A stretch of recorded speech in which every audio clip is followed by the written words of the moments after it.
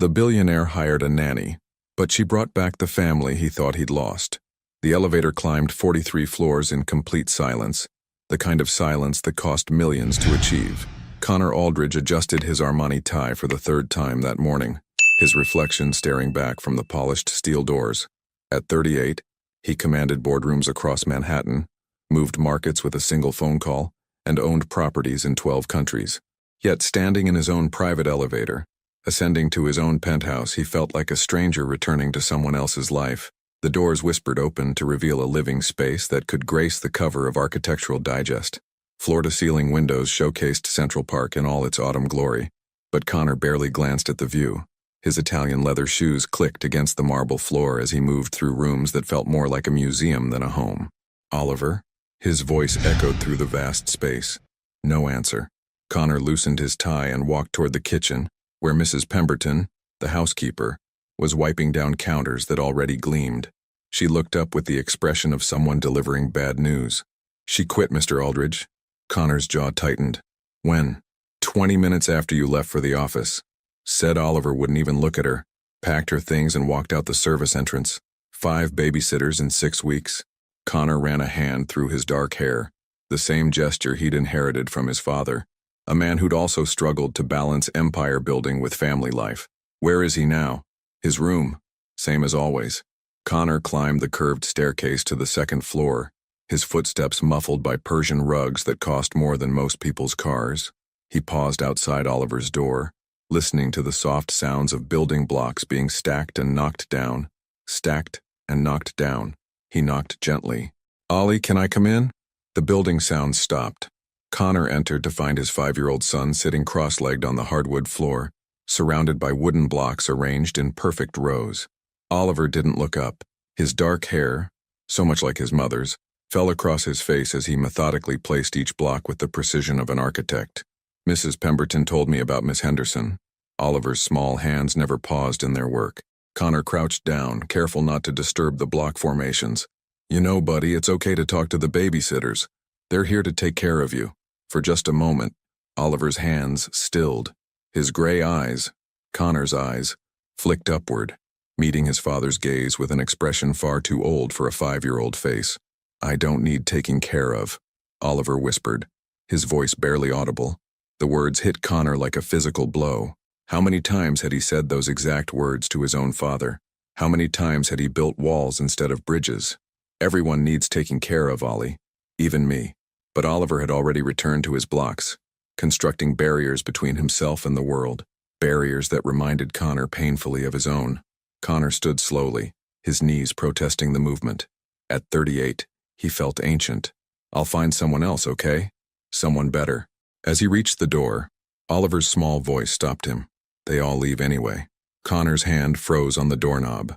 In those 4 words, he heard his own childhood, his own fears, his own certainty that loving someone only meant losing them eventually. He turned back, but Oliver had already built another wall of blocks between them. Downstairs, Connor poured himself 2 fingers of 18-year-old Macallan and stared out at the city lights beginning to twinkle in the gathering dusk. His phone buzzed with messages from the office, from board members, from investors who needed his attention. The world demanded Connor Aldridge, the billionaire.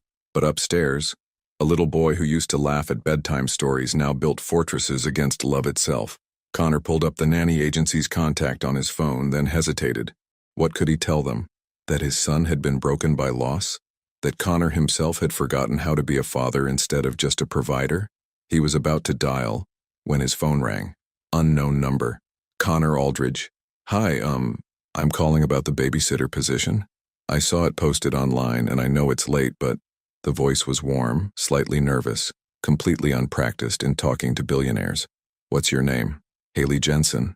I used to teach kindergarten before the school district had budget cuts. I know my resume isn't fancy, but I'm good with kids who are, well, who need a little extra patience." Connor found himself gripping the phone tighter. "Can you start tomorrow?" "Really? Don't you want to interview me first, check references?" Connor looked up at the ceiling, imagining Oliver alone in his room, building walls instead of dreams. "Ms. Jensen, how do you feel about children who don't trust easily?" There was a pause.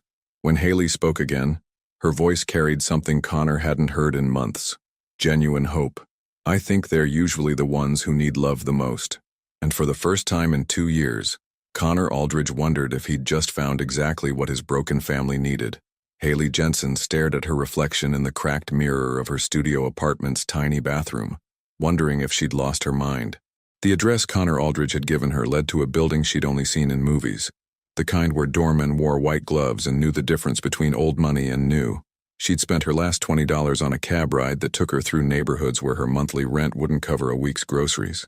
"You can do this," she whispered to her reflection, smoothing down her navy blazer, the same one she'd worn to job interviews for the past 11 months. The fabric was starting to pill at the elbows, but it was clean and professional. It would have to be enough. Her phone buzzed with a text from her landlord.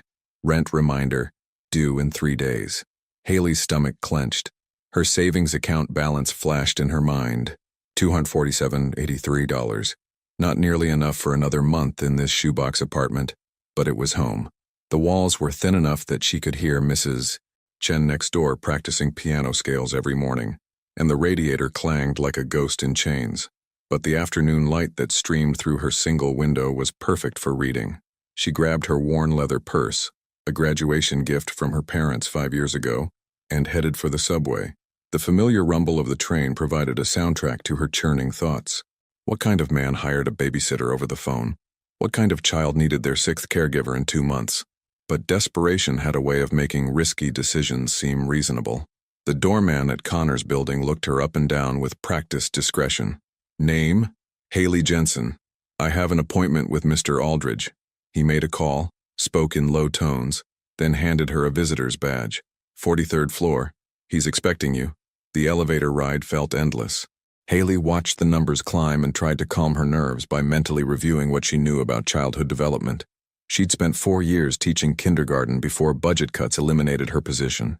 She understood children who built walls, who spoke in whispers, who needed someone to see past their defenses.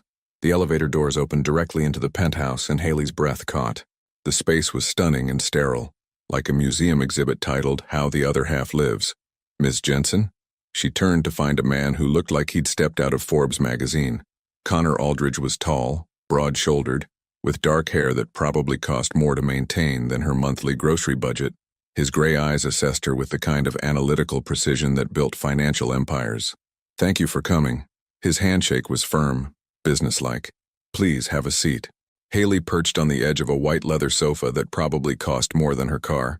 Connor sat across from her, and she noticed the way he kept checking his phone, the slight tension in his jaw, the coffee cup that had been refilled multiple times based on the ring stains on the glass table. "Tell me about your experience with children." "I taught kindergarten for 4 years at Lincoln Elementary in Queens. 26 kids per class, most from single-parent homes. I specialized in children who had trouble with traditional learning approaches, kids who needed someone to meet them where they were, not where the curriculum said they should be." Connor's phone buzzed. He glanced at it, typed a quick response. "Why did you leave teaching?" "Budget cuts. They eliminated 12 positions, and I was one of the newer hires." Haley kept her voice steady, though the memory still stung. "I've been substitute teaching and doing freelance tutoring since then. My son..." Connor paused, and for the first time Haley saw something vulnerable flicker across his features. "Oliver is 5. He's been through a difficult period. His mother died 2 years ago, and he's become very withdrawn. The previous babysitters found him challenging." "What kind of challenging?" "He doesn't speak to strangers, doesn't participate in activities, doesn't like to be touched. The last sitter said he was emotionally unavailable." Connor's jaw tightened. She's not wrong. Haley felt her heart clench. She knew that particular kind of withdrawal, had seen it in several of her former students. "Has he had any counseling?" "The best child psychologists money can buy. They all say the same thing.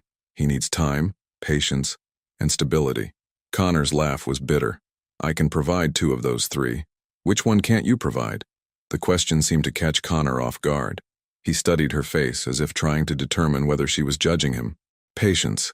I solve problems quickly, efficiently. I don't know how to just wait for someone to heal." The honesty in his admission surprised them both. Haley leaned forward slightly. "Mr. Aldridge, can I ask you something?" He nodded. "What does Oliver like? Not what he used to like, but what makes him light up now, even for a moment." Connor was quiet for so long that Haley wondered if she'd overstepped. When he finally spoke, His voice was softer. Building things. Blocks, Legos, those magnetic tiles.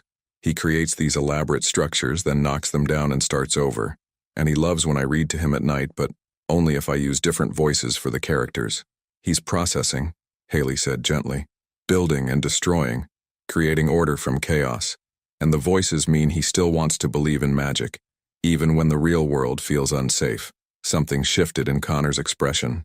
You really think you can reach him? I think Oliver is waiting for someone who won't try to fix him but will just be with him. Children don't need perfection, Mr. Aldridge. They need presence. A small voice from the hallway interrupted them. Daddy? Both adults turned to see a little boy peering around the corner, dark hair falling into gray eyes that were exact copies of his father's, but infinitely more wary. Oliver clutched a wooden dinosaur against his chest like a shield. Hey, buddy. Come meet Ms. Jensen. Oliver didn't move, but his gaze shifted to Haley. She stayed seated, making herself small and non-threatening. Hi, Oliver. I like your dinosaur. Is he a T-Rex? Oliver's grip on the toy tightened, but he nodded almost imperceptibly. I bet he's brave. T-Rexes were the kings of the dinosaurs. Haley smiled softly. I'm going to talk to your dad for a few more minutes, okay? You don't have to stay if you don't want to. To everyone's surprise, Oliver took 2 small steps into the room. Connor watched his son, really watched him, for the first time in weeks. And in that moment, seeing the way Oliver responded to Haley's gentle acceptance, Connor realized something that terrified him. He needed her just as much as his son did. She shouldn't have said yes. Haley stood outside the towering glass building at 7:30 a.m., clutching a coffee that had cost more than she usually spent on lunch. The morning air carried the scent of expensive perfumes and fresh bagels from the corner deli, where she'd watched suited executives drop $20 without blinking. Her reflection stared back from the building's windows, a woman in clearance rack clothes about to enter a world where her monthly salary was probably someone's weekly allowance. But Oliver's face from yesterday lingered in her mind. Those gray eyes that held too much sadness for a 5-year-old. The way he'd clutched that wooden dinosaur like it was the only solid thing in his world. You're doing this for him, she whispered to herself, then pushed through the revolving door. The elevator ride to the 43rd floor felt different this time. Yesterday she'd been desperate. Today, she was responsible for a little boy's well-being. The weight of that settled on her shoulders like a heavy coat. Connor answered the door in a charcoal suit that probably cost more than her rent, but his hair was slightly disheveled, and there were coffee stains on his shirt cuff, small cracks in his armor that made him seem more human. You're early, he said, stepping aside to let her in. Traffic was lighter than I expected. She didn't mention that she'd left her apartment an hour early because she couldn't sleep, or that she'd rehearsed this moment in her head dozens of times. Oliver's having breakfast. He's not talkative in the mornings. Haley followed Connor through the pristine living room toward the kitchen, where she could hear the soft clink of silverware against ceramic. Oliver sat at a breakfast bar that could seat 8, looking impossibly small in the vast space. A bowl of cereal sat untouched in front of him while he methodically arranged Cheerios into perfect rows on the marble countertop. Good morning, Oliver, Haley said softly, not moving closer. Oliver's hand paused for just a moment, but he didn't look up. Connor checked his watch, a gesture Haley suspected he'd inherited along with his eye color. I have to leave for the office in 10 minutes. Mrs. Pemberton will be here until 3, but she has other duties. Oliver's schedule is on the refrigerator. Lunch at noon, quiet time at 1, no screen time before dinner. What does he like to do during quiet time? Building, reading. Sometimes he just sits by the window. Connor's voice carried a note of helplessness that didn't match his commanding presence. The other babysitters tried to engage him in structured activities. It didn't work.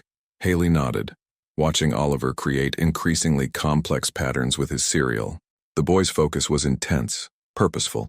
Not the random play of a typical 5-year-old, but the careful construction of someone trying to make sense of chaos. Mr. Aldridge? She kept her voice low. What if we forgot the schedule today? Connor's eyebrows rose. I'm sorry? What if I just followed his lead?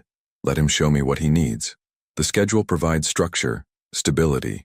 The child psychologist said, I'm not suggesting we abandon all routine, but maybe we could try a different approach. Sometimes children need permission to just be, before they can learn to become. Connor studied her face, and Haley could see him weighing risk against hope. Finally, he nodded. One day, we'll try it your way for one day. After Connor left with 3 more glances back and 2 forgotten items retrieved, The penthouse fell into an unfamiliar quiet. Mrs. Pemberton moved efficiently through her morning tasks, the soft whir of the vacuum and distant hum of the dishwasher providing background noise. But Oliver remained at the breakfast bar, his cereal now formed into an elaborate spiral pattern. Haley sat 2 stools away, far enough to be non-threatening, close enough to observe. She pulled a small sketchbook from her bag, a habit from her teaching days, and began drawing what she saw, a little boy creating order in the only way he knew how. 20 minutes passed. Oliver's patterns grew more complex, more beautiful. Haley sketched quietly, occasionally murmuring soft observations. "That looks like a galaxy," she said when Oliver created a swirling design, like the pictures from the space telescope. Oliver's hands stilled. His eyes flicked toward her sketchbook, then quickly away. "I used to have a student who made patterns like this. His name was Micah. He said arranging things helped his brain feel calm." Haley continued sketching. "I think smart brains sometimes need more organization than regular brains." For the first time that morning, Oliver looked directly at her. His gray eyes were curious, cautious. "Do you think I have a smart brain?" he asked, his voice barely above a whisper. Haley's heart clenched. "I think you have an amazing brain. Look at these patterns. They're mathematical, artistic, and completely unique.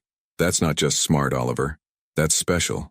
Something shifted in the boy's posture. Not quite relaxation, but a loosening of the rigid control he held over himself. "The other ladies said I was weird. The other ladies didn't understand what they were looking at." Haley closed her sketchbook and gave Oliver her full attention. "Can I tell you a secret?" Oliver nodded. "I think weird is just another word for wonderful that some people are too scared to use." The smallest hint of a smile ghosted across Oliver's face before disappearing. But Haley saw it, that flash of the little boy he used to be, still hiding somewhere beneath the layers of grief and protective silence. "Would you like to show me your room?" she asked. "I bet you have some amazing building projects up there." Oliver slid off his stool, then paused. "You won't try to make me play games?" "I won't make you do anything, Oliver. This is your house, your day. I'm just here to keep you company if you want it." Oliver considered this, then walked toward the staircase. Halfway up, he stopped and looked back. "Are you coming?" Haley smiled. "I'm right behind you." As they climbed the stairs together, Oliver's small hand trailing along the banister, Haley's worn sneakers silent on the thick carpet. Neither of them noticed Mrs. Pemberton watching from the kitchen doorway, or the way her stern expression had softened into something like hope. What Haley didn't know was that upstairs in Oliver's room lay the real test, a fortress of blocks and books and carefully arranged toys that no adult had been allowed to touch since his mother died. But for the first time in 2 years, Oliver was ready to let someone in. Oliver's room was a universe unto itself. Haley stood in the doorway, taking in the carefully constructed world that a grieving 5-year-old had built as his sanctuary. The space was larger than her entire apartment, with floor-to-ceiling windows overlooking Central Park, but Oliver had claimed only one corner as his own. There, beneath the eastern window where morning light streamed through, sat the most elaborate fortress Haley had ever seen. Wooden blocks formed the foundation, not the random towers of typical child's play, but architectural precision that spoke of hours of planning. Lego bridges connected block towers to book stacks, creating levels and passages that seemed to follow some internal logic only Oliver understood. "This is incredible," Haley whispered, and she meant it. Oliver watched her face carefully, searching for the patronizing tone adults often used when trying to humor children. Finding none, he stepped forward, his small fingers tracing the air above his creation without actually touching it. "It's a city," he said quietly, "for people who need somewhere safe to live." The simple statement hit Haley like a physical blow. She knelt down to Oliver's eye level, studying the intricate construction. Each building had windows made from small mirrors. Each pathway was wide enough for the wooden dinosaur he still carried, and at the very center sat a larger structure that looked remarkably like a home. "Who lives in the big house?" she asked gently. Oliver's hand tightened around his dinosaur. "A family, but the mom went away and now it's just the dad and the little boy. And Rex." He held up his wooden companion.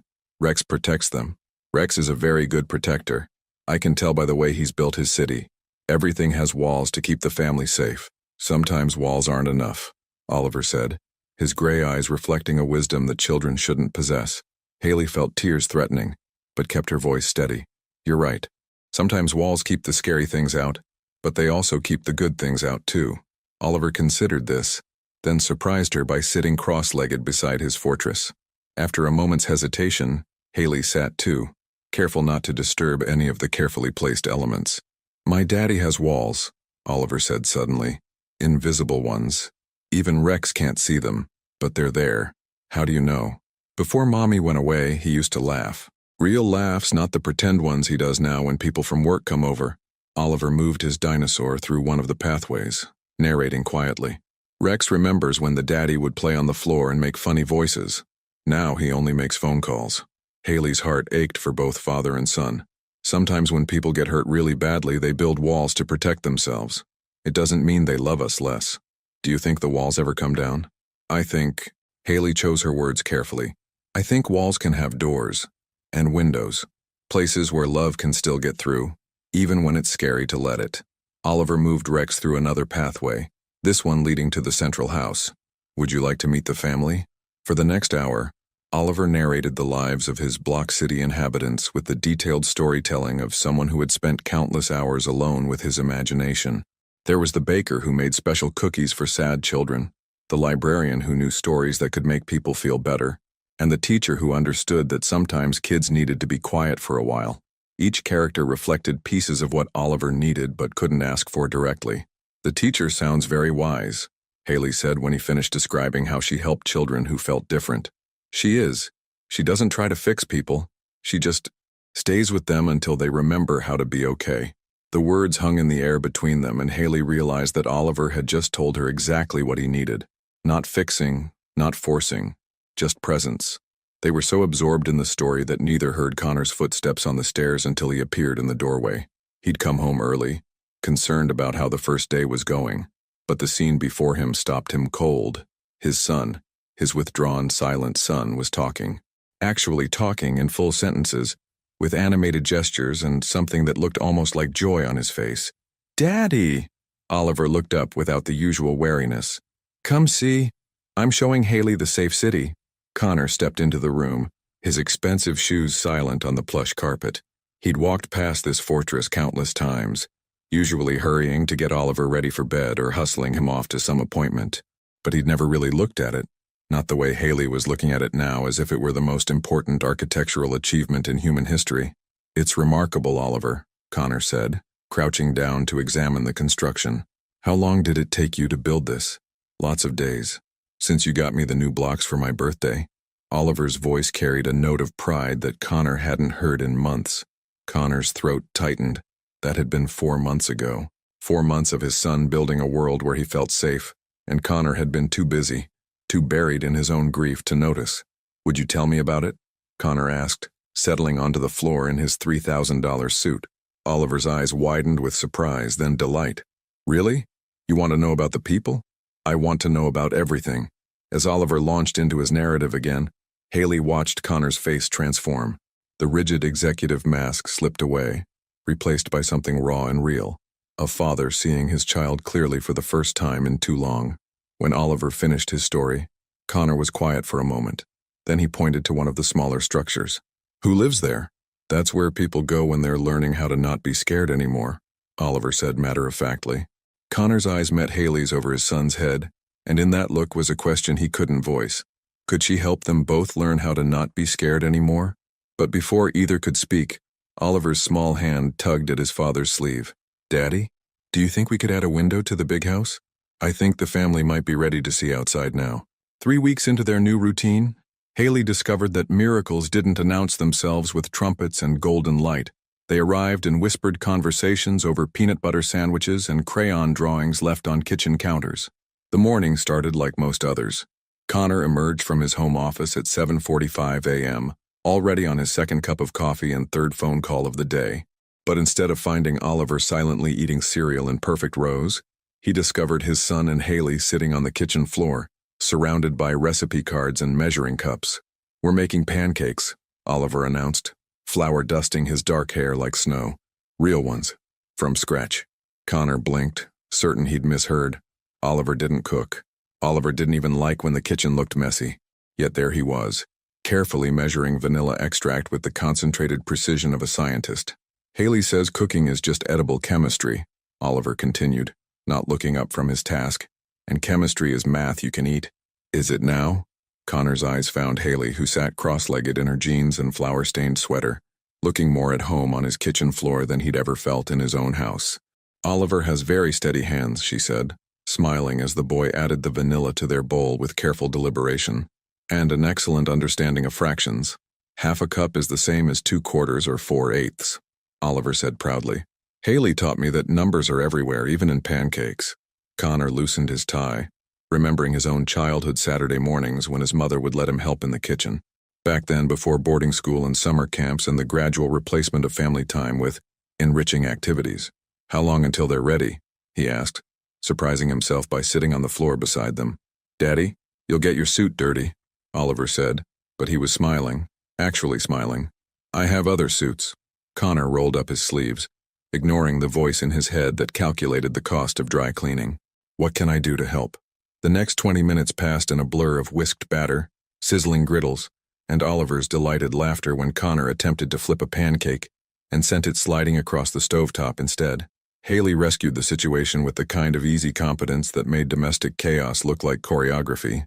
"Professional pancake flippers train for years," she said solemnly, rescuing Connor's mangled attempt. "It's a very specialized skill." "Like riding a bike?" Oliver asked. "Exactly. Except stickier." Connor watched them together, Haley's patient explanations, Oliver's eager questions, the way they moved around each other in the kitchen like they'd been doing this for years instead of weeks.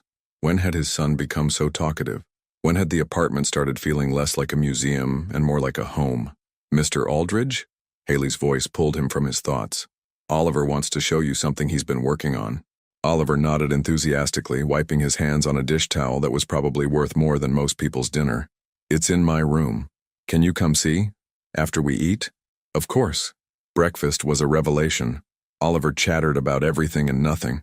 The cardinal family that had built a nest outside his window, the book Haley had been reading to him about a mouse who sailed paper boats, his plans to add a kitchen to his block city because families need places to make food together.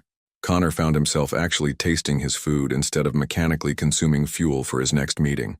The pancakes were imperfect, slightly burned on one side, too thick in the middle, but they were made with love, and that made them better than anything his personal chef had ever prepared.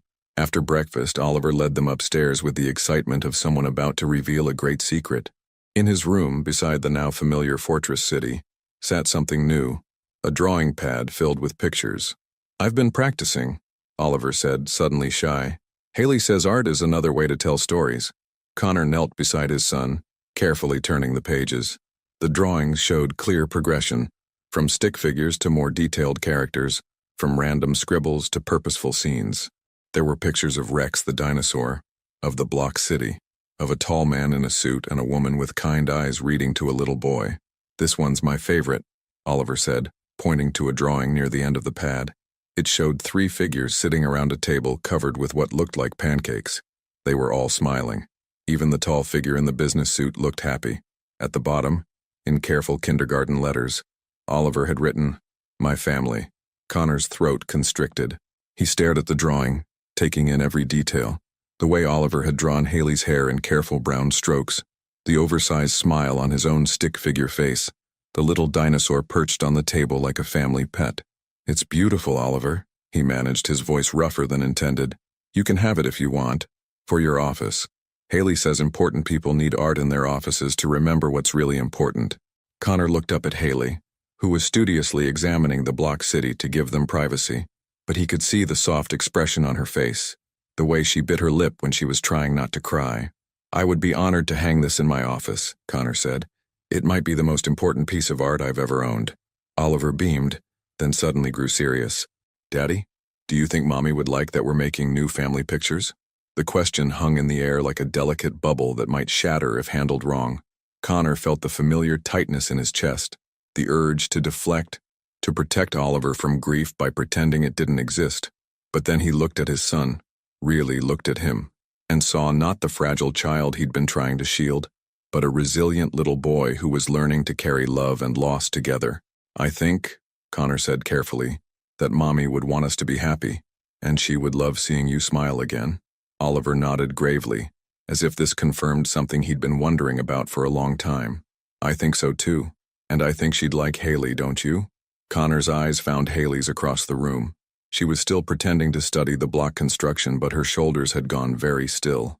Yes, Connor said quietly. I think she would like Haley very much. And for the first time since his wife's death, Connor Aldridge allowed himself to imagine a future that wasn't built entirely from memories of the past. Haley knew she was falling in love with a life that wasn't hers on a Tuesday evening when Oliver fell asleep against her shoulder while she read him bedtime stories. It had become their routine. Connor would work late and she would stay past her official hours to handle bedtime, partly because Oliver had grown attached to their nightly ritual, and partly because she couldn't bear the thought of leaving him alone in that big house. But tonight was different. Tonight, as she carefully extracted herself from Oliver's sleepy embrace and tucked him under his dinosaur print comforter, she found Connor standing in the doorway. You don't have to do that, he said quietly. His tie loosened and sleeves rolled up from a long day of meetings. I know. Haley smoothed Oliver's hair back from his forehead. But he likes the consistency. And honestly, I like it too. Connor stepped into the room, his expensive shoes silent on the thick carpet. In the soft glow of Oliver's nightlight, a triceratops that projected stars onto the ceiling, he looked younger, more vulnerable. How long have I been taking this for granted? He asked, settling into the chair beside Oliver's bed. Taking what for granted? This. Him. Connor gestured toward his sleeping son. Do you know I used to read to him every night? Before. He trailed off, but Haley understood. Before grief made everything harder. Before survival became more important than living. You can start again, she said gently. It's never too late to come back to the things that matter. Connor looked at her in the dim light, and Haley felt something shift between them. A recognition that went beyond employer and employee, beyond the careful boundaries they'd maintained for 6 weeks. You should go home, he said, but his voice lacked conviction. It's late. I should, Haley agreed, but neither of them moved. They stood there in comfortable silence, watching Oliver sleep, and Haley tried to ignore how natural this felt, how easy it would be to pretend this was her life, her family, her future tucked under dinosaur sheets. Can I ask you something? Connor's voice was barely above a whisper. Haley nodded. Why do you do this? Stay late, I mean. Go beyond what's required? The question hung between them, loaded with implications neither was ready to voice. Haley could have given him a dozen practical answers. That Oliver needed consistency, that she enjoyed her work, that the overtime pay helped with her student loans. Instead, she told him the truth. Because when I leave here each night, I go home to a studio apartment where the only voice I hear is my upstairs neighbor practicing opera scales. I eat dinner alone while watching Netflix on my laptop, and I fall asleep wondering if this is what the rest of my life will look like. She paused, gathering courage. But here I feel like I matter, like I'm part of something bigger than just surviving day to day. Connor's gray eyes searched her face in the starlight. Haley, I know it's not real, she continued quickly, before she lost her nerve. I know I'm the employee and this is temporary and someday Oliver won't need a babysitter anymore. But right now, in this moment, I get to pretend I belong somewhere. The admission left her feeling exposed, vulnerable. She'd said too much, crossed a line that couldn't be uncrossed. You do belong here, Connor said quietly. The words sent a dangerous warmth through her chest. Mr. Aldridge. Connor, please. I think we're past formalities. They were standing closer now. Close enough that Haley could smell his cologne, something expensive and understated that probably cost more than her monthly grocery budget. Close enough to see the exhaustion around his eyes, the slight stubble that suggested he'd been too busy to think about appearances. This is complicated, she whispered. Everything worthwhile is complicated. For a moment, Haley thought he might kiss her. The air between them hummed with possibility, with 6 weeks of growing attraction and shared moments and the gradual realization that what was happening between them went far beyond professional boundaries. But then Oliver stirred in his sleep, murmuring something about dinosaurs and pancakes, and reality crashed back over them like cold water. Haley stepped back, smoothing down her sweater with shaking hands. I should really go home now. Connor nodded, running a hand through his hair. Of course, I'll walk you out. The elevator ride to the lobby was excruciating. They stood on opposite sides of the small space, carefully not touching, carefully not acknowledging what had almost happened upstairs. The sexual tension was replaced by something more dangerous, emotional intimacy that threatened everything they'd built. Haley, Connor said as the doors opened. About what happened? Nothing happened, she said quickly. We were just talking about Oliver, about work. But even as she said it, they both knew it was a lie. Haley walked the 6 blocks to the subway station in the cool October air, trying to clear her head. She'd been hired to care for Oliver, not to fall for his father. She'd been brought in to provide stability, not to complicate an already fragile family dynamic. Her phone buzzed with a text from her friend Kendra. How's the nanny gig going? Still working for Mr. Mysterious Billionaire? Haley stared at the message, unsure how to respond. How could she explain that she was falling in love with a man who could buy and sell her entire world without noticing? How could she admit that every day felt like playing house with a family that would never truly be hers? Instead, she typed back, "It's fine. Just work." But as she rode the subway home to her empty apartment, Haley couldn't shake the memory of Connor's voice saying she belonged there. Couldn't forget the way he'd looked at her in Oliver's room, like she was something precious he was afraid to touch. Back in the penthouse, Connor stood in Oliver's doorway for a long time, watching his son sleep and thinking about the woman who had brought laughter back into their home. He thought about the way Haley's eyes lit up when Oliver shared a new discovery, the way she hummed while cooking breakfast, the way she looked at them both like they were worth loving. And for the first time since his wife died, Connor Aldridge admitted to himself that he wanted something more than survival. He wanted a life. And terrifyingly, he wanted it with her. The invitation arrived on cream-colored cardstock so thick it felt like currency between Haley's fingers. "What's this?" she asked Connor, who was tying Oliver's shoes by the front door, preparing for their usual Wednesday trip to the Natural History Museum. Company gala next Friday. Annual fundraiser for the Aldridge Foundation. Connor straightened, his expression carefully neutral. "Oliver's been asking if you could come with us. Apparently he wants to show you the dinosaur exhibit there." Oliver looked up hopefully. "They have a real T-Rex skeleton, Haley. And you said Rex would want to meet his family." Haley's heart clenched at the innocent request, but her practical mind immediately began calculating obstacles. "Oliver, that's so sweet. But galas are for, well, for people like your dad. Important people." "You're important," Oliver said with 5-year-old certainty. "You're the most important person I know." Connor's jaw tightened almost imperceptibly. "It's black tie. If you don't have anything appropriate, the company has accounts at several boutiques." "I can't let you buy me a dress," Haley interrupted, heat rising to her cheeks. The thought of Connor purchasing her clothing felt dangerously intimate, crossing yet another line in their already complicated relationship. "Then don't come as my employee," Connor said quietly. "Come as our friend." The word hung in the air between them, loaded with everything they'd been careful not to say. Friend. Such a simple word that meant so much more when spoken in Connor's low voice, when accompanied by the way his eyes lingered on her face. "Please, Haley." Oliver tugged at her sweater. "I promise I'll be brave if you're there." And just like that, Haley found herself agreeing to attend one of Manhattan's most exclusive social events in a dress she couldn't afford, pretending to belong in a world that would see through her in seconds. The week that followed was a blur of anxiety and preparation. Haley spent her lunch break scouring consignment shops in Queens, finally finding a simple black dress that looked expensive enough to pass casual inspection. She borrowed shoes from her friend Kendra and watched YouTube tutorials on evening makeup, feeling increasingly like an imposter preparing for an elaborate con. Connor, meanwhile, seemed distant. He worked later than usual, spoke in clipped professional tones, and avoided the lingering looks that had become their dangerous habit. Haley told herself it was for the best, that the almost kiss in Oliver's room had been a mistake they were both wise to forget. But Oliver noticed the change. He grew quieter, more clingy, as if sensing the emotional tension between the adults in his life. Friday evening arrived with October's crisp promise of winter.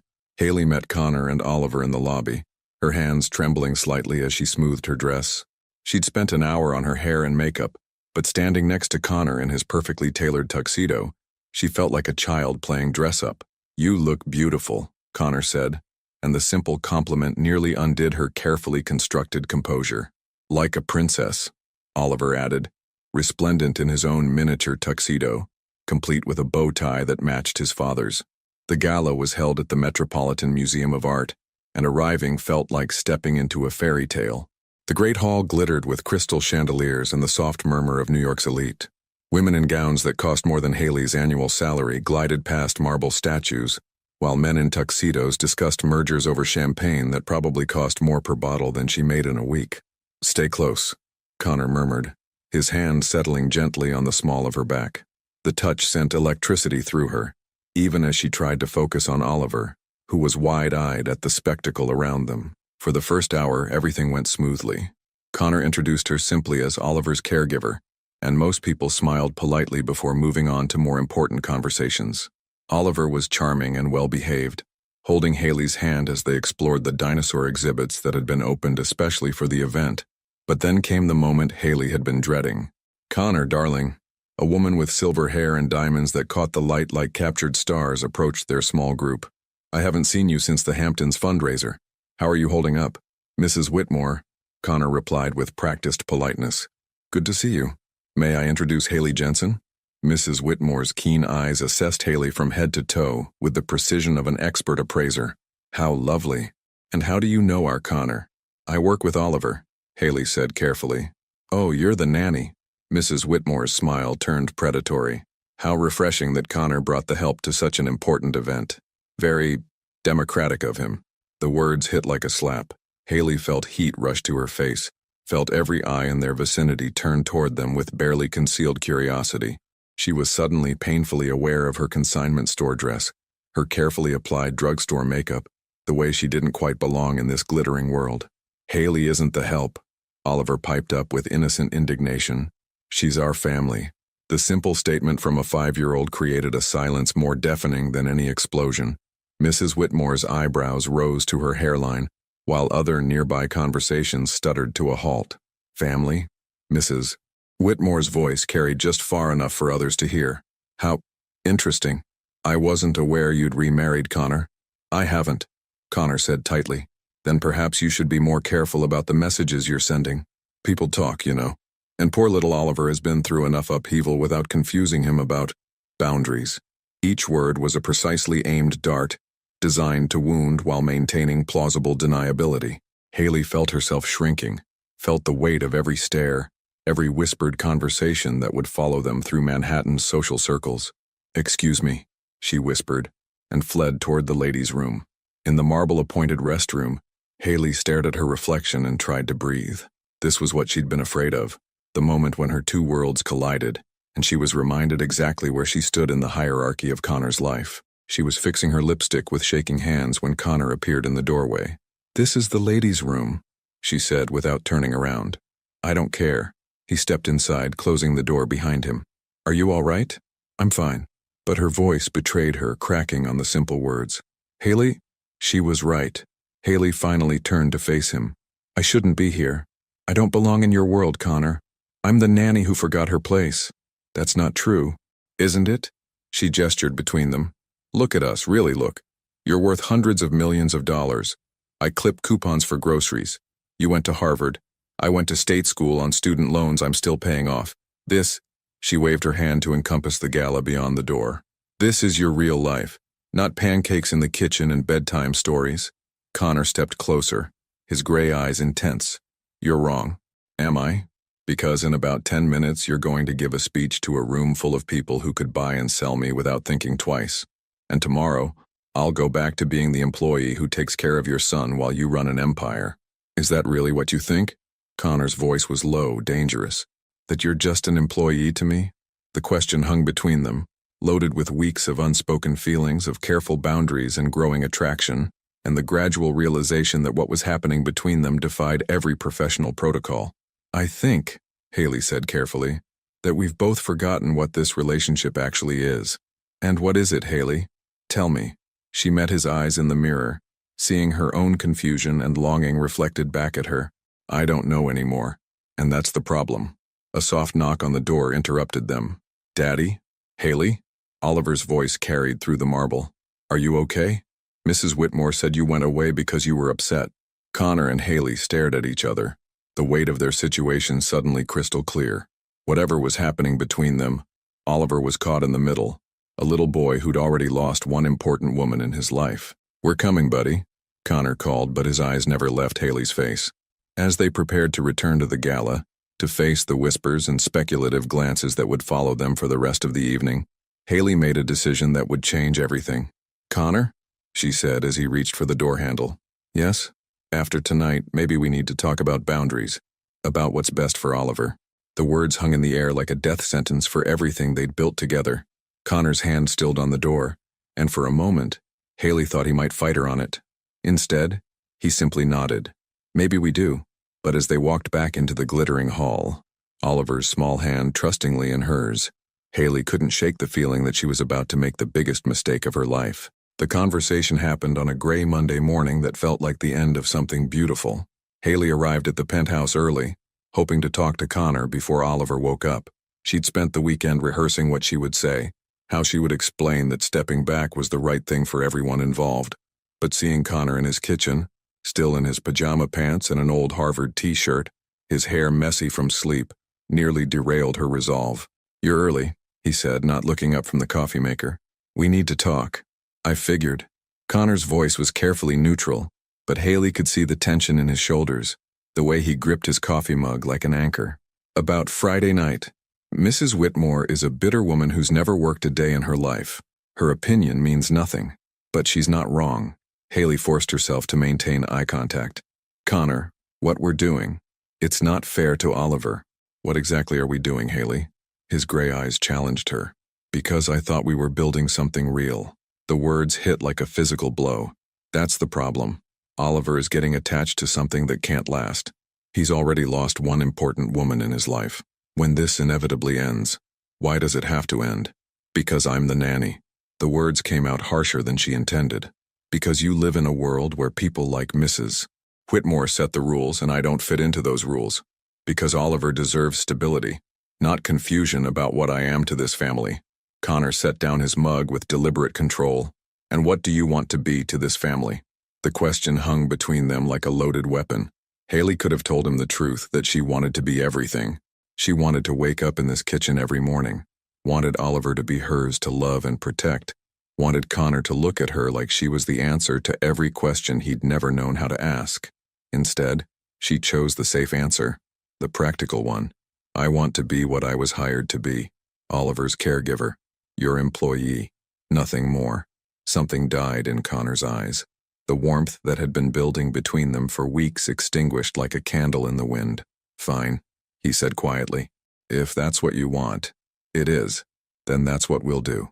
The next 2 weeks were agony disguised as professionalism. Connor left for work earlier and came home later. When he was in the apartment, he spoke to Haley only about Oliver's schedule, his needs, logistical details that could have been handled through text messages. The easy conversations over breakfast disappeared. The lingering looks across the kitchen island stopped. The man who had started sitting on the floor to play with his son retreated back into his home office, back into the safe distance of work and emotional walls. Oliver felt the change immediately. "Why doesn't Daddy eat pancakes with us anymore?" he asked Haley one Thursday morning, pushing his food around his plate without interest. "Your daddy's very busy with work, sweetheart." "Did I do something wrong?" The question broke Haley's heart. "No, Oliver, you didn't do anything wrong. Sometimes grown-ups sometimes things change." But Oliver was too perceptive for such simple explanations. He grew quieter, more withdrawn. The progress they'd made over 2 months began to unravel. He stopped talking during their museum visits, stopped showing Haley new additions to his block city, stopped drawing pictures of families eating pancakes together. Haley watched it happen with growing horror, realizing that her attempt to protect Oliver from future pain was causing him immediate suffering. The breaking point came on a Friday afternoon, when Connor arrived home early to find Oliver having a complete meltdown in his room. The carefully constructed block city lay in ruins, knocked down in a fit of 5-year-old rage and confusion. Oliver sat in the middle of the destruction, sobbing with the kind of desperate grief that had no easy comfort. "What happened?" Connor demanded, kneeling beside his son. "Everything's broken," Oliver hiccuped. "Everything gets broken and people go away and nothing stays the same." Connor looked helplessly at Haley, who stood in the doorway with tears streaming down her face. For the first time in 2 weeks, their eyes met with full honesty. "Oliver," Connor said gently, "can you tell Daddy what's wrong?" "You don't like Haley anymore," Oliver accused through his tears. "You used to smile when she made pancakes and now you just leave. And she's sad all the time even when she pretends she's not. And I think she's going to go away like Mommy did." The words hit both adults like physical blows. Connor gathered his sobbing son into his arms, and over Oliver's dark head his eyes met Haley's again. "Is that what you think, buddy? That Haley is going away?" Oliver nodded against his father's chest. Everyone goes away when people stop being happy. Connor closed his eyes, and when he opened them, Haley saw a decision forming in their gray depths. Oliver, look at me. Connor gently turned his son's face toward his. Haley isn't going anywhere. And even if grown-ups sometimes have complicated feelings, that doesn't mean anyone is leaving. Do you understand? Promise? Connor's eyes found Haley's. Promise. But Haley knew promises weren't enough to fix what they'd broken. After Oliver was calmed and settled with a movie in the living room, Connor found Haley in the kitchen, mechanically wiping down counters that were already clean. We can't keep doing this, he said without preamble. I know. Oliver is falling apart. You're miserable. He ran a hand through his hair. I haven't been this unhappy since Anna died. Anna. It was the first time Connor had spoken his late wife's name in Haley's presence, and the sound of it hung in the air like a ghost. Connor, no, let me finish. He stepped closer, close enough that she could smell his cologne, see the exhaustion around his eyes. I've been thinking about what you said, about boundaries, about what's best for Oliver. And you're right, this situation is complicated. But you know what's not complicated. Haley shook her head. The fact that Oliver loves you. The fact that you've brought life back into this house. The fact that for the first time in 2 years, I wake up looking forward to something other than just getting through another day. But Mrs. Whitmore doesn't live here. She doesn't see Oliver smile when you read to him, or watch him build cities where families can be safe together. She doesn't know that you've given us back something I thought we'd lost forever. What's that? Hope. The word hung between them, simple and profound. Haley felt her carefully constructed walls beginning to crumble. I'm scared, she whispered. Of what? Of wanting this too much. Of believing it could work and being wrong. Of hurting Oliver if it doesn't last. Connor stepped closer still, until she could feel the warmth radiating from his body. What if it does last? What if we stop being afraid and start being brave? Before Haley could respond, small footsteps echoed in the hallway. Oliver appeared in the kitchen doorway, his dinosaur clutched against his chest, his eyes still red from crying. Are you fighting? He asked in a small voice. No, buddy, Connor said gently. We're talking about important things. Are you going to be happy again?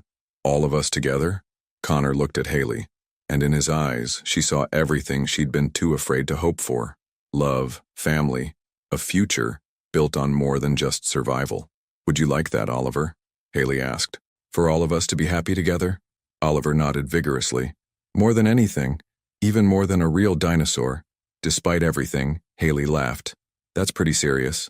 The most serious, Oliver confirmed solemnly. Connor reached out, taking Haley's hand in his. So what do you say?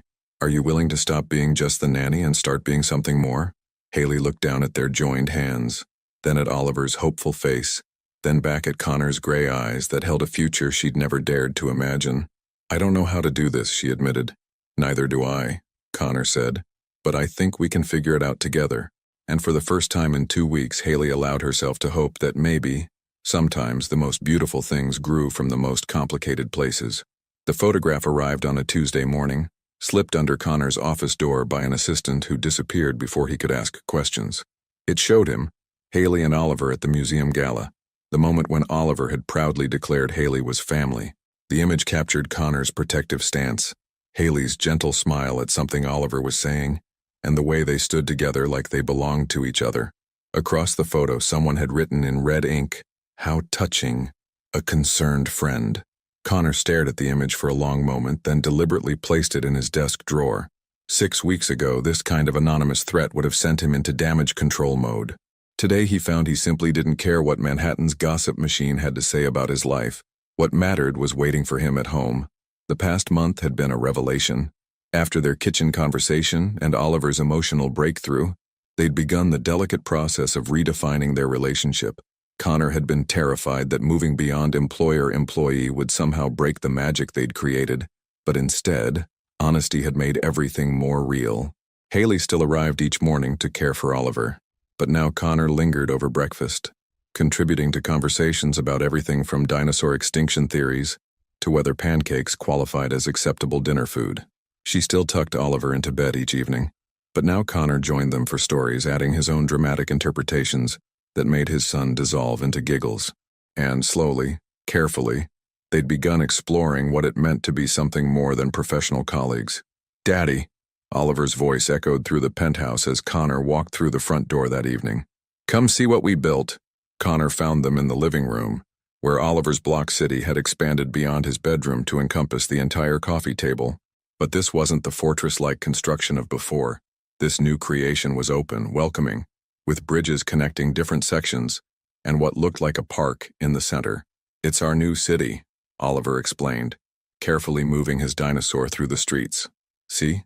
This is where families live, and this is where people work, and this is where everyone goes to have fun together. And this?"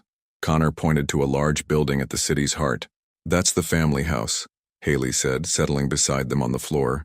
Oliver decided it needed to be big enough for everyone who belongs there. Connor knelt down, studying his son's creation. "It's beautiful, Oliver. Tell me about the families who live here." "Well," Oliver began with the serious tone he used for important explanations, "there's the family with the mom and dad and little girl who loves dinosaurs, and the family with just a dad and his 2 boys who build spaceships. And there's the family with a dad and a son and a lady who used to be the babysitter, but now she's just part of the family because they love each other." The simple statement hit Connor like a revelation.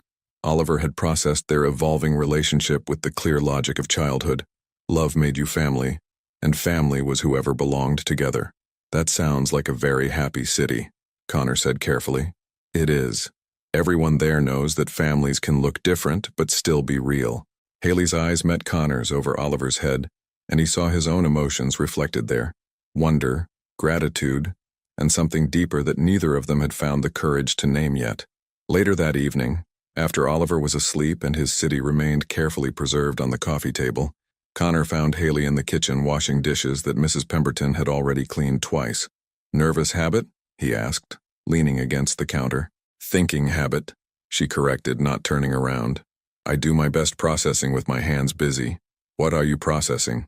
Haley was quiet for so long that Connor thought she might not answer. When she finally spoke, her voice was soft with uncertainty.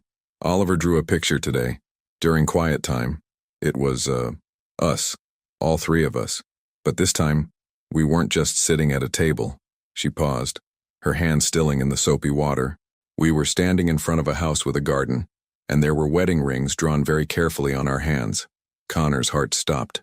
"What did you say to him?" "I asked him about it. He said he'd been thinking about how families start, and he decided that when grown-ups love each other and want to take care of each other forever, they have a ceremony to promise they'll stay together. And he asked if we love each other." The question hung in the air between them like a challenge. Connor moved closer, gently taking the dish towel from her hands and turning her to face him. "What did you tell him?" "I told him that love is complicated for grown-ups, that sometimes it takes time to understand what you're feeling and whether it's the kind of love that lasts forever." "And what do you think? Is it the kind of love that lasts forever?" Haley's blue eyes searched his face, and Connor could see her wrestling with hope and fear in equal measure. "I think," she said slowly, "that I've never felt anything like this before. I think that when I imagine my future now, you and Oliver are in every single picture. I think that somewhere along the way, taking care of you both stopped being my job and started being my choice. But I'm still terrified that I'm not enough, that someday you'll realize you could have someone who belongs in your world naturally, someone who doesn't have to learn how to navigate charity galas and society pages." Connor cupped her face in his hands, his thumbs tracing the soft skin of her cheeks. "Haley, do you know what I see when I look at you?" She shook her head. "I see the woman who brought my son back from grief. I see someone who makes pancakes at midnight when Oliver can't sleep, who knows exactly when he needs space and when he needs comfort. I see someone who looks at me like I'm more than my bank account or my business success, like I'm just Connor, just a man trying to be a good father. You are a good father. I'm a better father because of you. We're a better family because of you." Connor's voice grew stronger, more certain. "I don't want someone who belongs in my world, Haley. I want someone who helps me build a new world. A better one." Tears spilled down her cheeks. "Connor, I love you," he said simply.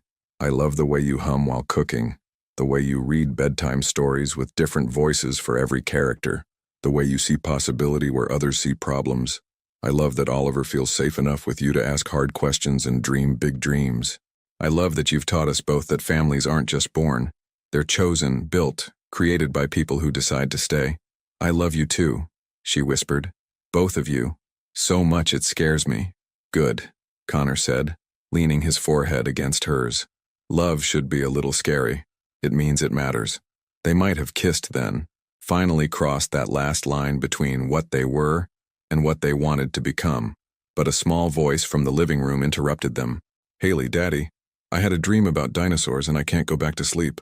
They found Oliver sitting beside his block city, his dinosaur clutched against his chest, dark hair rumpled from sleep. Good dream or scary dream? Haley asked, settling beside him on the floor. Good dream.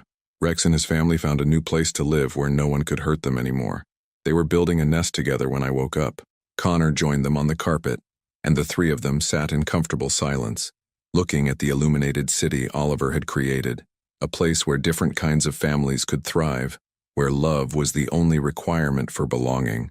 Oliver, Connor said gently, how would you feel if Haley wasn't just our friend anymore? If she became more permanent? Oliver looked up with serious gray eyes. You mean like really part of the family? Forever? Would that make you happy? Oliver threw his arms around both of them, pulling them into a fierce hug that smelled like dinosaur pajamas and childhood dreams. It would make me the happiest, he said against their shoulders, even happier than getting a real T-Rex for Christmas. And as Connor held his son and the woman he loved in the soft light of Oliver's magical city, he realized that sometimes the most extraordinary families were built not from fairy tale beginnings, but from the courage to love despite fear, to stay despite uncertainty, to choose each other again and again until choosing became as natural as breathing. Tomorrow would bring new challenges, society pages and whispered conversations, legal considerations, and the complicated process of blending lives that had started in such different places. But tonight, they were simply a family, building something beautiful from the ruins of grief and the hope that love could indeed conquer all. The morning everything changed, started with Oliver burning toast, and Haley teaching him that even mistakes could become something beautiful. See? She said, scraping the blackened bread into the sink while Oliver watched with fascination. Now we get to try again. But this time we know to set the timer for less time. Mommy used to burn toast too, Oliver said thoughtfully, perched on his step stool beside the kitchen counter. Daddy said she made the smoke alarm think we were having a fire party every Sunday morning. It was the first time Oliver had shared a memory of his mother, without sadness clouding his voice. Connor, listening from the doorway where he'd stopped to watch them together, felt his heart clench with something between grief and gratitude. 3 months. 3 months since that evening when they'd finally admitted they were building a family, and every day had brought small miracles disguised as ordinary moments. Oliver's laughter during breakfast, Connor arriving home to find flower handprints on his marble counters, and not caring about the mess. Haley curled up on his couch reading, looking so natural there that he sometimes forgot she'd ever lived anywhere else. But today felt different. Today Connor carried a small velvet box in his jacket pocket, and a conversation with his lawyers fresh in his memory. Mr. Aldridge? His assistant's voice came through his phone. Your 9 o'clock is here. Connor glanced up from the proposal he'd been pretending to read for the past hour. Send him in. James Morrison entered with the kind of grave expression that lawyers wore when delivering news that would change everything. He'd been the Aldridge family attorney for 15 years, had handled Anna's will, had navigated Connor through the legal complexities of grief and single parenthood. You wanted to discuss adoption procedures, James said without preamble, settling into the leather chair across from Connor's desk. Yes. Hypothetically speaking, if I were to remarry, what would be involved in having my new wife adopt Oliver? Hypothetically? James's eyebrows rose. Connor, if this is about the Jensen woman, it is. Then you should know there's been talk. The photograph from the gala has made rounds in certain circles. Some of the foundation board members have expressed concerns. Connor's jaw tightened. What kind of concerns? The kind that question whether a former nanny is appropriate for someone in your position, whether it sends the right message about the Aldridge name, the foundation's reputation. And what message would that be exactly? James shifted uncomfortably. That you've lost perspective, that grief has clouded your judgment, that you're confusing gratitude with love. I see. Connor stood, walking to the floor-to-ceiling windows that overlooked Manhattan. And what would these board members suggest I do? Find someone more suitable, someone with the right background, education, social connections, someone who understands the responsibilities that come with your name. Connor was quiet for a long moment, watching the city pulse with life 43 floors below. When he spoke, his voice was deadly calm. James, I want you to prepare adoption papers for Haley Jensen. I want them ready within the week. Connor, I strongly advise. I'm not asking for advice, I'm giving you instructions. And if the board pushes back? If there are consequences for the foundation? Connor turned back to face his lawyer, and James was struck by the steel in his gray eyes, the same determination that had built a financial empire from nothing. Then they'll learn that some things matter more than reputation, and anyone who doesn't understand that doesn't belong on my board. James nodded slowly, recognizing the futility of arguing with Connor Aldridge when his mind was made up. I'll have the papers ready by Friday. After James left, Connor sat alone in his office, staring at the small velvet box that held his grandmother's engagement ring, a simple solitaire that had witnessed 60 years of marriage built on love rather than social expectation. His phone buzzed with a text from Haley. Oliver lost a tooth at lunch. He's very excited about the tooth fairy's first visit. Also, he may have convinced me to make chocolate chip pancakes for dinner. Sorry, not sorry. Connor smiled, pocketing his phone and the ring box. Whatever consequences came from choosing love over convention, he was ready to face them. But at home, a different kind of crisis was unfolding.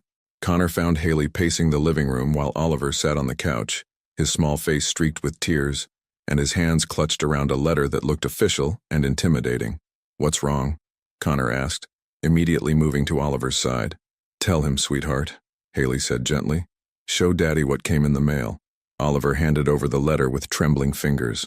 Connor's blood ran cold as he read the letterhead. Fairmont Academy, boarding school for exceptional young men. Dear Mr. Aldridge, Connor read aloud. We are pleased to inform you that Oliver has been accepted for immediate enrollment in our winter semester program. As discussed, this placement will provide the structured environment and educational excellence that a child of his background requires. Connor's voice trailed off. He'd never applied to boarding school for Oliver. He'd never even considered it. I don't want to go away to school, Oliver whispered. I want to stay here with you and Haley. I want to keep building our city and making pancakes and reading stories together. You're not going anywhere, Connor said firmly, but his mind was racing. Who had submitted this application? Who had the authority to... His phone rang. The caller ID made his stomach drop. Board chairman. Aldridge Foundation. Daddy? Oliver's voice was small, scared. Do I have to go? No, Connor said, answering his phone with one hand while pulling his son close with the other. Oliver, you're not going anywhere, I promise. Connor, came the smooth voice of Richard Westbrook, chairman of the foundation board and old friend of Connor's father. I trust you received our little gift to young Oliver. What the hell do you think you're doing, Richard?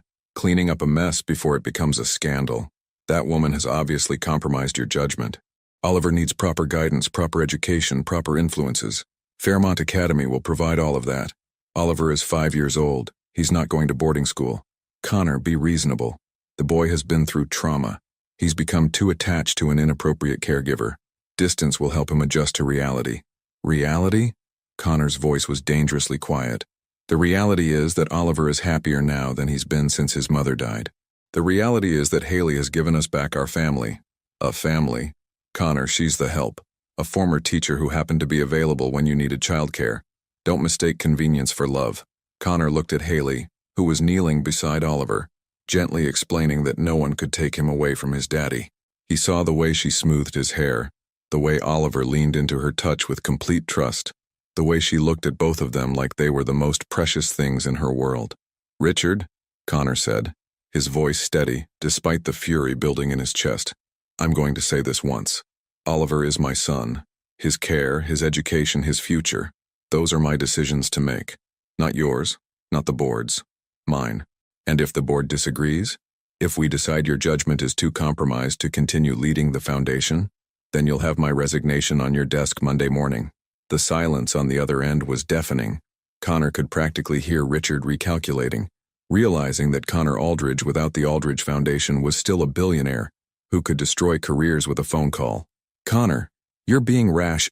I'm being a father, and a man who's finally learned the difference between what matters and what looks good in the society pages. Connor hung up and immediately pulled Oliver into his arms. Buddy, look at me. You are never, ever going to boarding school unless you want to.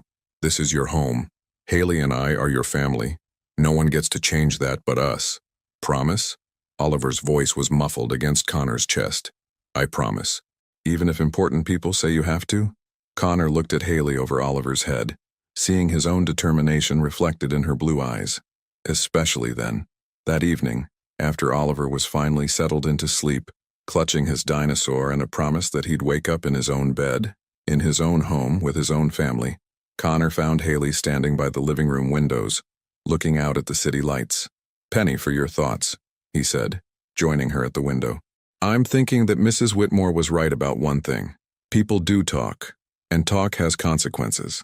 Are you having second thoughts? Haley turned to face him, and Connor was struck by the strength in her expression.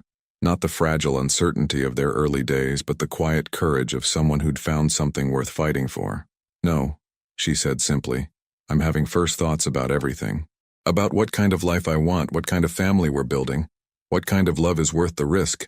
Connor reached into his jacket pocket, his fingers finding the small velvet box that suddenly felt like it weighed 1,000 pounds. Haley, he said, his voice rougher than intended. I have something to ask you. Connor, I know this is complicated. I know people will have opinions about us, about whether we make sense on paper. I know there will be consequences and challenges and probably more phone calls from lawyers and board members who think they know what's best for my family. He pulled out the ring box, and Haley's breath caught. But I also know that Oliver calls you his family. I know that you've taught us both how to live again instead of just survive. I know that when I imagine the rest of my life, you're in every single moment I actually want to experience. Connor dropped to one knee right there in the living room, surrounded by Oliver's books and the remains of their dinner and the beautiful ordinariness of the life they'd built together. Haley Jensen, will you marry me? Will you be Oliver's mom and my wife and the heart of this family we've created? Will you help me prove that the best love stories aren't about finding someone who fits your world, but about building a new world together? Haley looked down at him, this man who'd risked everything for love, who'd chosen them over reputation and convention and the safe distance of grief. Yes, she whispered, then louder. Yes, Connor. Yes to all of it, as he slipped his grandmother's ring onto her finger, as she pulled him to his feet and kissed him with 3 months of accumulated love and hope. Neither of them heard the soft patter of small feet in the hallway. Oliver stood in his dinosaur pajamas watching his family choose each other, with the satisfied expression of someone whose deepest wishes were finally coming true. Tomorrow would bring new challenges. There would be adoption papers to sign, board meetings to navigate, society pages to ignore. There would be the beautiful, difficult work of blending 2 very different backgrounds into one seamless family. But tonight, in a living room filled with the artifacts of their unconventional love story, Connor Aldridge, Haley Jensen, and Oliver Aldridge had everything they needed, each other, and the courage to choose love over fear, again and again, for the rest of their lives. Or 2 years later, the Saturday morning sun streamed through the kitchen windows of their new home in Westchester, painting golden squares across hardwood floors that bore the beautiful scars of family life, crayon marks at child height, scuff marks from dinosaur races, and the faint ring stains from countless cups of coffee shared over early morning conversations. Haley Aldridge, she still felt a thrill when she saw her new name on mail, stood at the stove making pancakes while Oliver, now 7 and gap-toothed, sat at the kitchen island explaining quantum physics to his baby sister. See, Lily, atoms are like tiny building blocks, Oliver said seriously, holding up a wooden block from his ever-expanding collection. And everything in the whole universe is made from them, even pancakes. Lily Aldridge, 8 months old and unimpressed by scientific lectures, responded by banging her sippy cup against her high chair and babbling what might have been more banana or possibly quantum entanglement. With this family, either was equally likely. Very good, Professor Oliver, Connor said, appearing in the doorway still rumpled from sleep, his hair sticking up at angles that defied his usual corporate precision. But I think Lily might be more interested in actually eating the atoms than learning about them. He dropped a kiss on Haley's shoulder, then Oliver's head, then scooped up Lily for the kind of snuggle that made her squeal with delight. The simple domesticity of the moment still had the power to take Haley's breath away, not because it was perfect, but because it was theirs. The house itself was a compromise between Connor's need for security and space, and Haley's desire for something that felt like a home rather than a museum. They'd found this colonial in Westchester with its sprawling backyard, tire swing, and kitchen big enough for family breakfast chaos. Oliver had his own playroom for his increasingly sophisticated building projects, and Connor had converted the barn into an office where he could work from home 3 days a week. "Daddy," Oliver said around a mouthful of pancakes, "can we work on the treehouse today? I figured out how to make the pulley system for bringing supplies up." "After we finish your homework, engineer," Connor replied, settling Lily back into her high chair. "And after we visit the farmer's market. Haley wants to get ingredients for tonight's dinner." Tonight. Haley felt familiar butterflies in her stomach. Tonight, Connor's parents were coming for dinner, a monthly tradition that had started awkward and stilted but had evolved into something approaching genuine affection. Margaret and William Aldridge had taken time to warm up to their son's unconventional choice of wife. But Oliver and Lily had worn down their resistance with the ruthless efficiency of grandchildren who needed spoiling. "Are Grandma and Grandpa bringing the photo albums again?" Oliver asked hopefully. "I want to show them the picture I drew of our family tree." "Probably," Haley said, flipping pancakes with the practiced ease of someone who'd made thousands of weekend breakfasts. "Your grandma loves showing us embarrassing pictures of your daddy when he was little." "I was never embarrassing," Connor protested with mock dignity. "I was merely serious about my studies." "Daddy, you wore a tie to kindergarten," Oliver pointed out with 7-year-old logic. "That's embarrassing." "It was a clip-on tie. Completely practical." Haley laughed, the sound mixing with Lily's babbling and Oliver's giggles to create the symphony that had become the soundtrack of their life. Who would have thought that the scared woman who'd taken a babysitting job out of desperation would end up here, making pancakes in a house filled with laughter, married to a man who'd learned to value love over reputation, raising children who thought quantum physics and family trees were equally fascinating subjects? After breakfast, they piled into Connor's SUV, a far cry from his former sports car collection, and headed to the farmer's market. It had become their Saturday tradition, one of many rituals that anchored their week. Oliver loved talking to the vendors about how vegetables grew.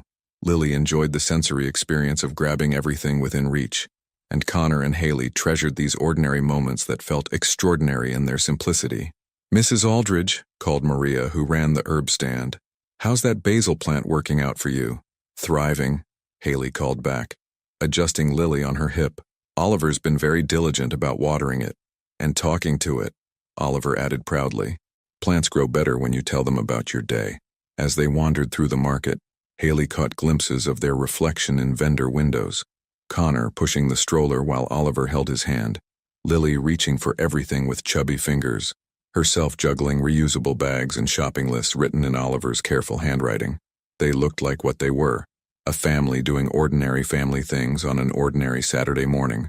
2 years ago, she never could have imagined this life. The transition hadn't been seamless. There had been legal battles over the foundation, which Connor had ultimately restructured rather than abandoned, awkward social situations where she still felt like an imposter, and the constant learning curve of blending their different backgrounds and expectations. But there had also been wedding planning that focused on what mattered rather than what looked impressive, late-night conversations about hopes and fears and the kind of parents they wanted to be, and the gradual realization that the strongest families weren't built from perfection, but from the willingness to choose each other every single day. "Haley?" Oliver tugged at her sleeve. "Can we get the purple carrots? I want to see if Lily tries to eat them like crayons again." "Of course, sweetie. And can we get extra apples? I want to make Mrs. Chen a pie to thank her for teaching me piano." Haley's heart swelled. Mrs. Chen, their elderly neighbor who lived alone, had become an unofficial grandmother to Oliver and Lily. The woman who'd once seemed like just a noisy neighbor in a thin-walled apartment building had become family in the way that mattered most, through choice and care and consistent presence. As they finished their shopping and headed home, Oliver fell asleep in his car seat, exhausted from a morning of scientific discussions and social interactions. Lily babbled contentedly to herself, and Connor reached over to take Haley's hand.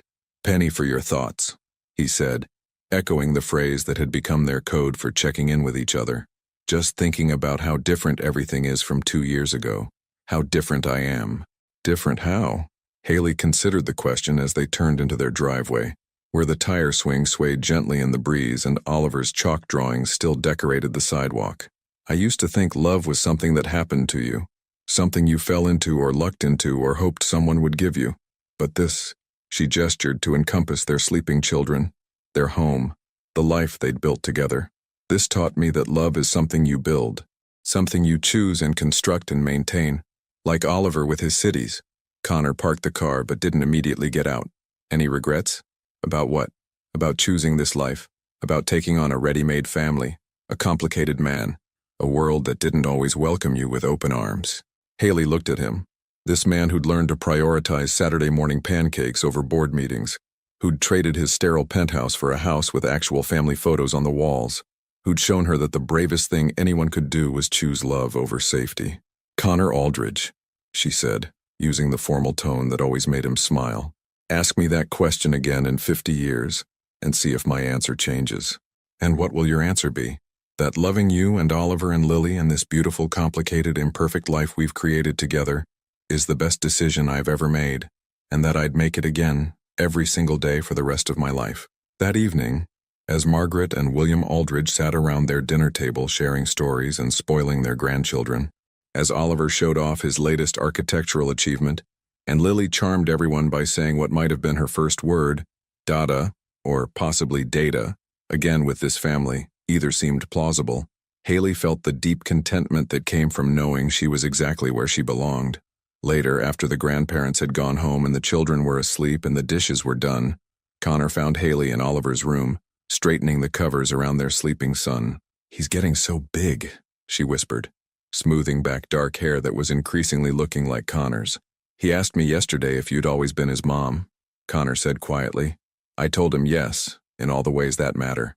They stood together in the doorway, watching Oliver sleep peacefully, surrounded by the elaborate block city that now took up most of his room, a sprawling metropolis where families of all shapes and sizes lived happily, where dinosaurs and humans coexisted, where love was the only requirement for citizenship.